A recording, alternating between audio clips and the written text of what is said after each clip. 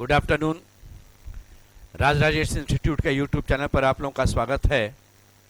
आज आप लोगों को एक सेट फिर बतलाएंगे जिसमें मैथ्स के क्वेश्चन हैं। यह आपको सिविल सर्विसेज में सीसैट वाले एग्जामिनेशन में यानी उसके एप्टीट्यूड टेस्ट में काम देगा। इसके अतिरिक्त स्टेट सर्विस कमीशन चाहे बिहार या उत्तर प्रदेश देते होंगे उसमें काम देगा। बिहार एसएससी या एसएससी, सीजीएल, सीएचएसएल, दारोगा की परीक्षा, सिपाही भर्ती, शिक्षक भर्ती, बैंक क्लर्क, बैंक पीओ, इन सभी में काम देगा। यह आपका सेट नंबर 9 है। ए, बी, सी तथा डी का औसत वजन 45 किलोग्राम है। ए तथा बी का औसत वजन 48 किलोग्राम है। सी डी से 4 किलोग्राम अधिक है तथा ए से 2 किलोग्राम कम है। बी का वजन कितना है? एवरेज पर बेस्ड ये आपका क्वेश्चन है। देखिए, इसमें 4 व्यक्ति है, ए, बी, सी और डी। इन चारों का औसत वजन है 45 किलोग्राम। अगर हम औसत में टोटल 4 व्यक्ति है, 4 से अगर गुना करेंगे तो कुल इनका वजन जो होगा वो निकल जाएगा। 45 गुना 4 180, यानी इन चारों का वजन जो होगा वह 180 किलोग्राम का होगा। वह 180 किलोग्राम का वजन रहेगा इन चारों का। इसके बाद आपका दिया हुआ है ए और बी का औसत वजन 48 किलोग्राम है। यानी अगर मैं ए और बी को लेता हूं, 2 आदमी है तो औसत अगर आपका 48 है तो इनकी संख्या से अगर गुना करते हैं 2 व्यक्ति तो ये इनका टोटल वजन हो जाएगा ए और बी का जोड़। अब सोचिए ए प्लस बी का जोड़ 96 आया और ए बी सी डी का जोड़ 180 है। तो सी प्लस डी अगर आपको निकालना है तो आप 180 में अगर 96 कम कर देंगे यानी 84 अगर कर दिया तो ये सी और डी का योग हो जाएगा। सी डी से 4 किलोग्राम ज़्यादा है। अब सोचिए दोनों का जोड़ अगर आपका 84 है और सी डी से 4 किलोग्राम ज़्यादा है तो 84 में पहले 4 हटा दो जो डी को ज़्यादा दोगे तो बच गया 80। उसको 2 भाग में बांट दो। इसका मतलब डी के पास 40 होगा और ये 40 में 4 और बढ़ेगा, ये 44 होगा। तो आपका यहाँ पर का देखिए वैल्यू आ गया। सी का वैल्यू 44 है, डी का वैल्यू 40 है और फिर आगे कहा गया कि सी डी से 4 किलोग्राम अधिक है और ए से 2 किलोग्राम कम है। तो ए से अगर सी 2 किलोग्राम कम है तो इसका वजन 46 हो गया। अब हम यहाँ पर बी का वजन निकाल सकते हैं। यहाँ पर जो भी वैल्यू आएगा वो जोड़ेंगे तो 180 आना चाहिए। 46 और 44, 80 90, 90 और 40 130, 50 और जोड़ेंगे तो 180 हो जाएगा। यानी बी का वजन 50 किलोग्राम होगा। तो इस तरह का जब भी क्वेश्चन मिलता है आप एक सेंटेंस, एक लाइन में एक क्वेश्चन लिखिएगा और जैसे जैसे इंफॉर्मेशन से आपका जिसका वैल्यू मिलता जाएगा वहां पुट करते चले जाइए। नल ए एक खाली टंकी को 12 मिनट में भरता है। नल ए 4 मिनट तक खुला रहता है और उसके बाद नल बी भी खोल दिया जाता है। टंकी का शेष भाग 6 मिनट में भर जाता है। कितने समय में नल बी अकेले खाली टंकी को भर सकता है? हम पहले नल ए की बात करते हैं। नल ए किसी खाली टंकी को 12 मिनट में भरता है। नल ए 4 मिनट तक खुला रहता है। उसके बाद नल बी भी खोल दिया जाता है। यानी कुछ देर तक ए केवल खुला रहेगा, बाद में बी भी खोल दिया जाएगा और अब जो बचा हुआ भाग होगा वह 6 मिनट में भर जाएगा। क्या कीजिए, 12 गुना 6 72 ले लेते हैं। मान लीजिए टंकी की धारिता, टंकी की कैपेसिटी जो धारिता क्षमता है वह 72 यूनिट की है। ए अकेले 12 मिनट में अगर भर देता है तो 72 यूनिट भरता है। 1 मिनट में वह 6 यूनिट भरेगा। 12 गुना 6 72, यानी 1 मिनट में 6 यूनिट भरता है। ए के विषय में कहा गया कि ए को 4 मिनट तक आप खोले रखिए। इसका मतलब 4 गुना 6 ये 24 यूनिट भर देगा। अब सोचिए 72 में 24 यूनिट ए भर दिया तो बच गया अब 48 यूनिट।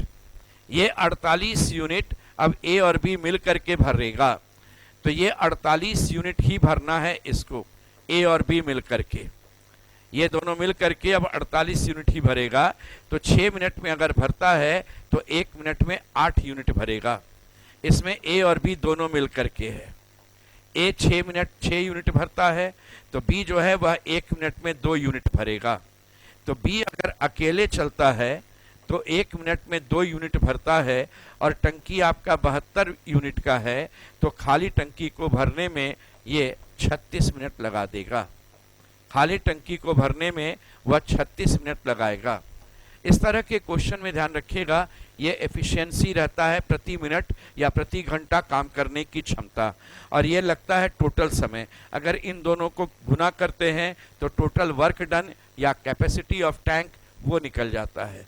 तो पूरा आपका टाइम एंड वर्क और पाइप एंड सिस्टम इसी कॉन्सेप्ट से आपका बन जाता है। तो 36 गुना 2 ये रहेगा 72, ये 36 मिनट में काम हो जाएगा। वर्ष 2021 में कंपनी पी तथा क्यू के लाभ का अनुपात 4:5 है। तो वर्ष 2021 की हम बात करें, ये कंपनी पी और क्यू है, और इनके लाभ का जो अनुपात है वो 4:5 है। ये आपका दिया हुआ चीज था। इसके बाद आपका दिया हुआ है कि वर्ष 2021 तथा वर्ष 2022 में, 2021 और 2022 में ये जो पी है उसका इंडिविजुअल अपना दिया हुआ है। कंपनी पी के लाभ का अनुपात 5:4 है। ये लाभ का अनुपात 5:4 है, और 21-22 में कंपनी क्यू के लाभ का अनुपात 3:4 है। ये वैल्यू 3:4 है। ये आपका 2021-22 क्यू का दिया हुआ है। तो क्वेश्चन है 2022 में आपको बतलाना है कंपनी पी और क्यू का लाभ का अनुपात क्या होगा। ये आपको यहाँ पर बतला देना है इन दोनों का 2022 में क्या अनुपात होगा। क्या कीजिएगा ऐसे क्वेश्चन को सॉल्व करने में, ये 5, 4, 5, 3 एक ऐसा नंबर सोचिए जो 5, 4, 5, 3 सबसे कट जाए, सभी से कट जाए। तो 5 चौके 20, 20 या 60, अगर एलसीएम लिया जाए तो 60 होता है। क्या करते हैं, हम इसे 60 दे देते हैं। अगर इसे 60 देंगे तो 4 पार्ट बराबर 60, 1 पार्ट बराबर 15, तो 5 पार्ट बराबर 75। ये 4:5 हो गया। अब यहां से इधर सोचिए, 5 भाग बराबर 60, तो 1 भाग बराबर 12, तो 4 भाग बराबर 12 गुना 4 48 होगा। ये 3 यूनिट बराबर 75, ये 3 भाग बराबर 75, तो 1 भाग बराबर 25 होगा, तो 4 भाग बराबर 4 गुना 25, ये 100 हो जाएगा। इसलिए पी और क्यू का 2022 में अनुपात रहेगा 48:100। 4 से कट जाएगा ये 12 बार, 4 से कट जाएगा ये 25 बार, तो 12:25 ये आपका उत्तर बनेगा। देख लीजिए फिर से, P और Q जो है वह 4:5 है, और यही चीज आपका P का अपना है 2021-22 में 5:4, Q का है 3:4। तो यहाँ पर एक ऐसा नंबर आप इमेजिन करें जो 5, 4, 5, 3 सबसे कट जाए, वह होता है उसका एलसीएम 60। हम इसको 60 दे दिए, तो 4 पार्ट बराबर 60, 1 पार्ट बराबर 15, तो 5 पार्ट बराबर 75 होगा। अब ये 75 हो गया क्यू का, ये 2021 में। अगर पी का 2021 में 60 यूनिट है, तो 5 यूनिट बराबर 60, 1 बराबर 12, तो 4 यूनिट बराबर 48। तो पी का 2022 में 48 यूनिट होगा। क्यू का 2021 में 3 यूनिट बराबर 75, तो 1 बराबर 25, तो 4 यूनिट बराबर 100 हो जाएगा। तो 2022 में पी और क्यू का लाभ का अनुपात 48:100 रहेगा। 4 से कट जाएगा, ये 12 और 25, ऑप्शन नंबर सी होगा। सोहन ने 320 रुपए में एक पुस्तक खुदरा विक्रेता से खरीदा। ये सोहन है, ये रहा खुदरा विक्रेता। इससे ये आदमी 320 रुपया में पुस्तक खरीदा। यदि खुदरा विक्रेता 25% का लाभ लेता है, बोले ये अगर आदमी 25% का लाभ लेता है, यानी 100 पार्ट और 25 लाभ, तो ये 125। इसका ये मतलब हुआ कि 25 से अगर ये 4 है, 1 लाभ होगा तो 5 भाग होगा, तो 5 भाग बराबर 320, तो 1 भाग बराबर 64 हो जाएगा। 5 बराबर 320 तो 1 बराबर 64 होगा, तो और 4 बराबर 64 गुना 4, ये 256 हो जाएगा। अर्थात खुदरा विक्रेता 256 रुपया में खरीदा था, 64 रुपया उसको लाभ मिला, तो इसका देखिए 25% लाभ मिला और सोहन को 320 में बेच दिया। इसके बाद देखिए क्या है लिखा हुआ, खुदरा विक्रेता के उस पुस्तक से प्राप्त लाभ की राशि का, तो खुदरा विक्रेता का उस पुस्तक से प्राप्त लाभ राशि 64 रुपया है। उसका 3/4 लाभ प्राप्त कौन करता है, तो थोक विक्रेता करता है। इसका 3/4, तो 64 रुपये का 3/4 लीजिएगा, तो ये हो जाएगा आपका 48 रुपया, यानी 48 रुपया ये लाभ प्राप्त करता है थोक विक्रेता। तो 256 में 48 घटा दीजिए, ये 208 रुपया हो गया थोक विक्रेता। तो थोक विक्रेता किस मूल्य से प्रकाशक से वह खरीदा था, यानी प्रकाशक से यह आदमी 208 रुपया में खरीदा था। यही आपसे क्वेश्चन पूछा गया था, आंसर हो गया 208 रुपया। यदि धनात्मक पूर्णांक n को 12 से विभाजित किया जाता है तो शेष 5 प्राप्त होता है। तो देखिए, अगर आप कोई एक नंबर है जो n है, 12 से जब आप भाग देते हैं तो 12 गुना 1 12 होगा, और यहाँ पर आपका रिमाइंडर 5 मिलेगा। इसका मतलब ये 17 है नंबर, ये नंबर आपका 17 है। मिनिमम छोटा वैल्यू आपका 17 के रूप में जाएगा। फिर कहता है धनात्मक पूर्णांक n को 12 से विभाजित करते हैं, शेष 5 प्राप्त होता है। 8n² + 7, तो 8 17 गुना 17, ये हो गया n² प्लस 7। इसको अगर हम 12 से भाग देंगे तो आपका रिमाइंडर क्या होगा ये, तो देखिए 8 गुना 17² मतलब 289 प्लस 7, तो 8 गुना आपका 289 होगा, तो 8 गुना 9 72, 7 बचा, 8 गुना 8 64, 7 71, 7 बच गया, 8 दूना 16 और 7 23 प्लस 7, यानी 2300 आपका 19 हुआ। 12 से भाग देंगे, 12 गुना 1 12, 11 बचेगा, 111, 12 गुना 9 108, 3 बचेगा 39, 12 तिया 36, 3 रिमाइंडर, तो यहाँ रिमाइंडर 3 आ जाएगा आपका, ये शेष रहेगा 3। ये इतना करने का नहीं ज़रूरत है, इसको आप ऐसे भी निकाल लीजिएगा। 17 जो है आपका, इसको 12 से भाग देंगे तो 5 रिमाइंडर, ये 12 से भाग देंगे तो 5 रिमाइंडर, तो ये हो गया 8 गुना 5 40, 40 गुना 5 200, और 200 में 7 जोड़ दिए, ये 207। अब यहाँ अगर आप 12 से भाग दीजिएगा, 12 गुना 1 12 आपका चला गया, बच गया 8 87, 12 गुना 7 84, 3 रिमाइंडर। आप ये भी गुना नहीं करेंगे तो काम हो जाएगा। 5 गुना 5 25, 12 से भाग देते हैं तो आपका बचेगा 1, 12 दूना 24, 1 रिमाइंडर, 8 गुना 1 8 प्लस 7 15, 15 को 12 से भाग दीजिएगा, 3 शेष आ जाएगा। आप इस तरीके से भी इस क्वेश्चन को सॉल्व कर सकते थे।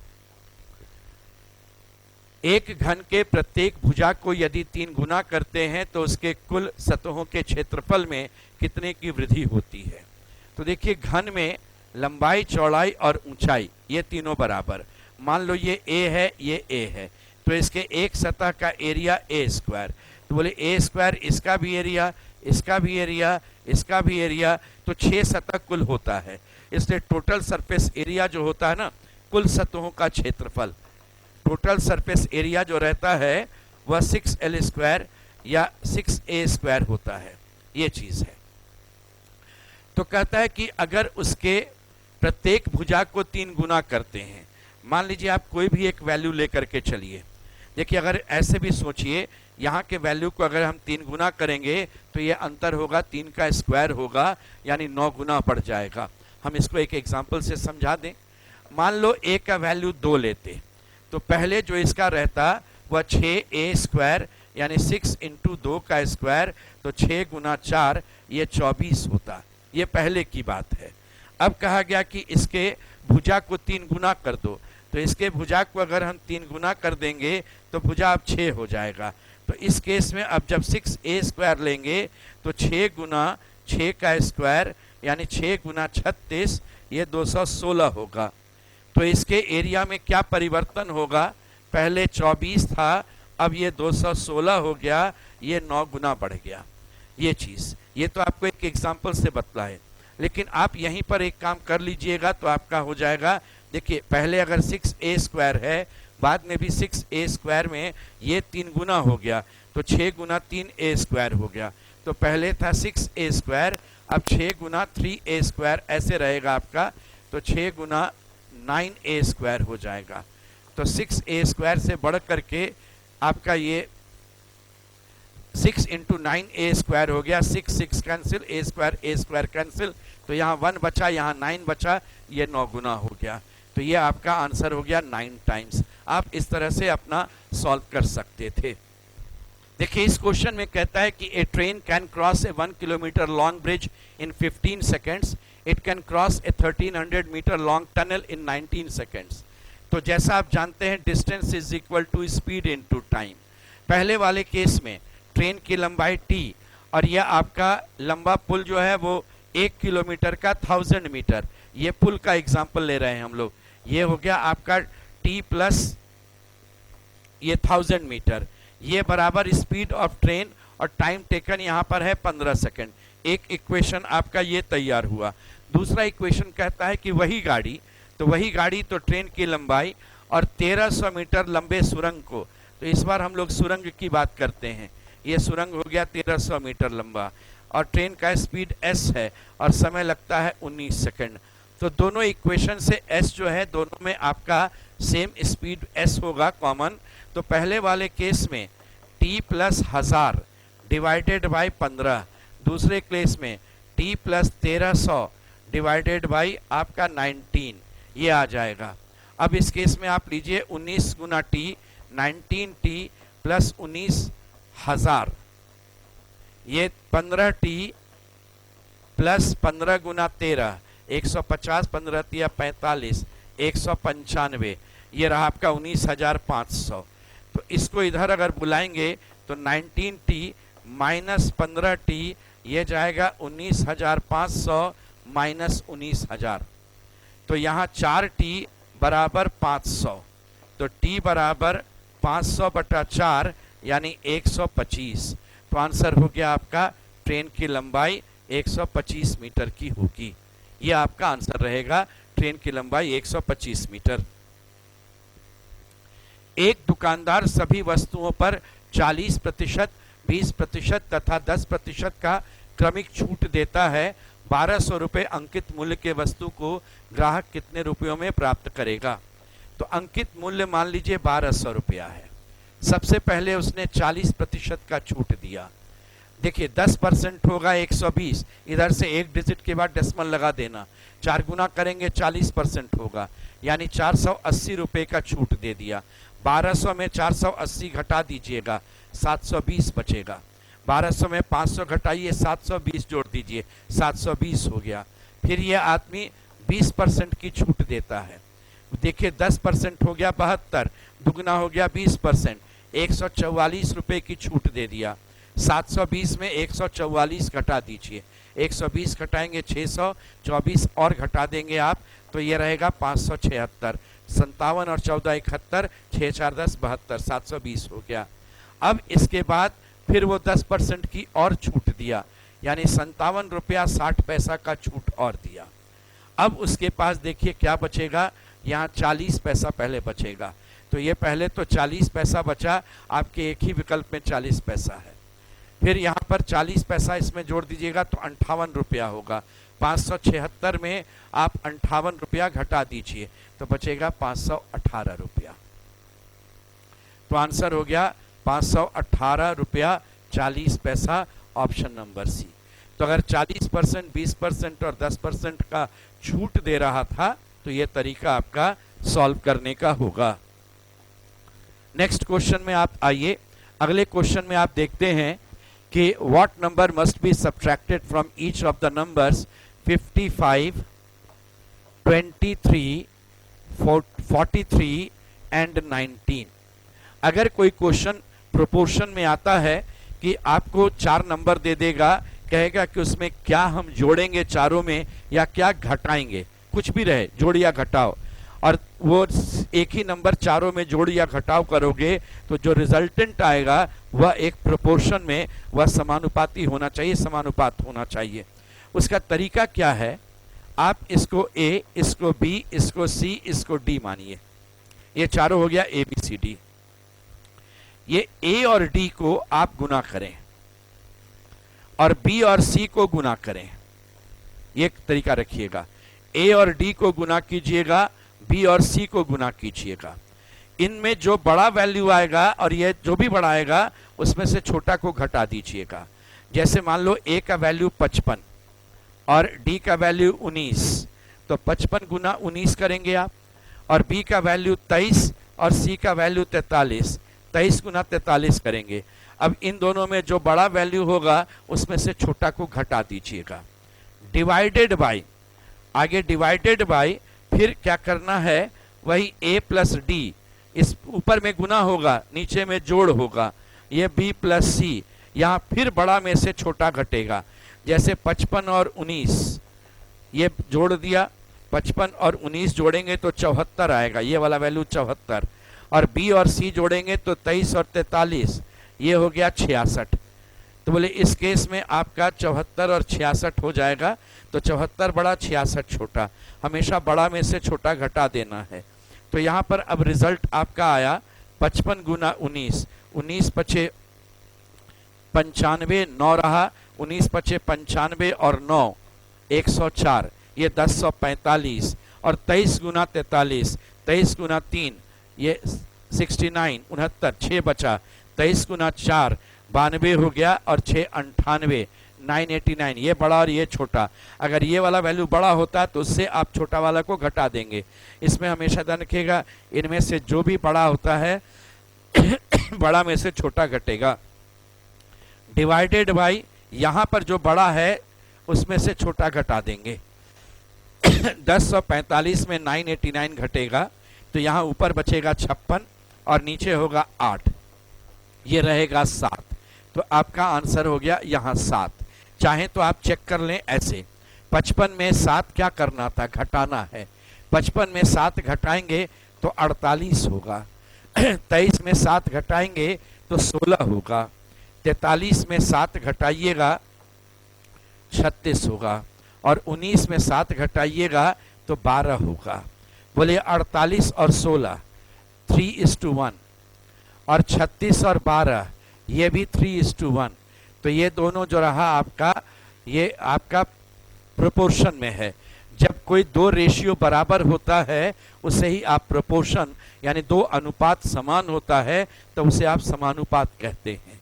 तो यहाँ पर देखिए आ गया समानुपात, सब आपका 7 घटा देंगे सारे नंबर में तो आ जाता है, और ये प्रोसेस होता है इस तरह के क्वेश्चन को सॉल्व करने का। n बच्चों के बीच 120 मिठाइयां बांटी गई। प्रत्येक लड़के को 5 मिठाई तथा प्रत्येक लड़की को 4 मिठाई। n बराबर बॉय प्लस गर्ल। कहा गया कि हरेक बॉय को 5 देंगे और हरेक गर्ल को 4 देंगे, और इनका जो रिजल्ट आना चाहिए ये 120 आना चाहिए, ये 120 आना चाहिए। अब देखिए यहाँ हम एक तरफ से बढ़ते हैं।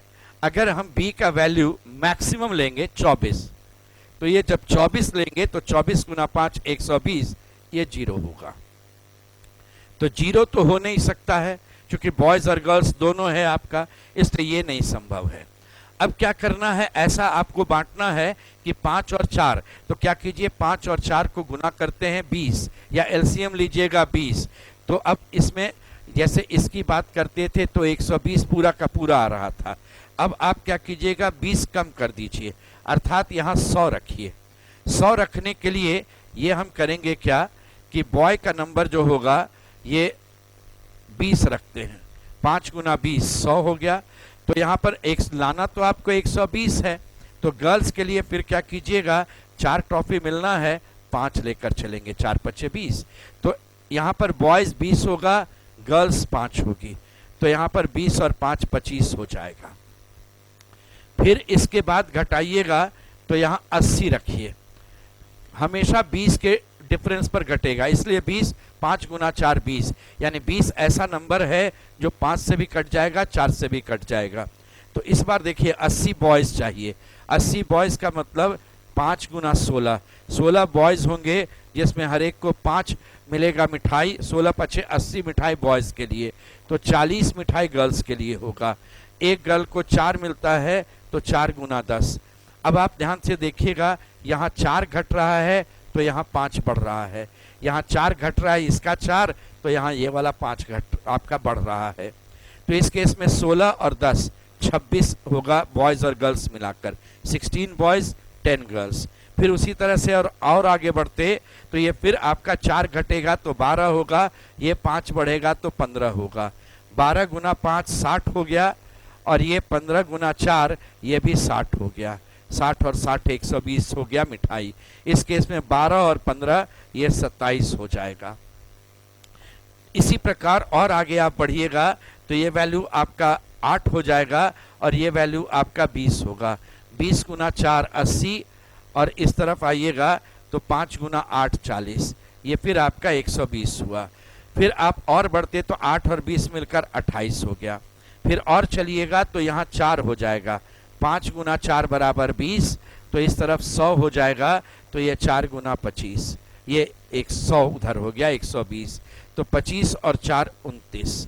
अब इससे आगे जाएंगे तो ये 0 तो हो नहीं सकता है, इसलिए आपका आंसर तैयार है कि n का वैल्यू 25 26 27 28 29 में कोई भी हो सकता है। हमने पूछा क्या नहीं हो सकता है, आंसर 23, 25 26 और 29। देखिए 25 भी पॉसिबल है, 26 भी पॉसिबल है, 29 भी पॉसिबल है। तो ये आपका 10 क्वेश्चन का एक सेट था जो आपको सिविल सर्विसेज की परीक्षा में यानी CSAT में, आपका बिहार कमीशन में, उत्तर प्रदेश में स्टेट PCS सारे में, आपका रेलवे की परीक्षा हो, SSC की परीक्षा, बिहार SSC की परीक्षा, दारोगा, इन सभी परीक्षाओं में, बैंकिंग की परीक्षा, सभी में काम देगा। ऐसे ही फिर हम लोग और आगे का सेट लेकर के चलेंगे। आज यहीं तक, थैंक यू।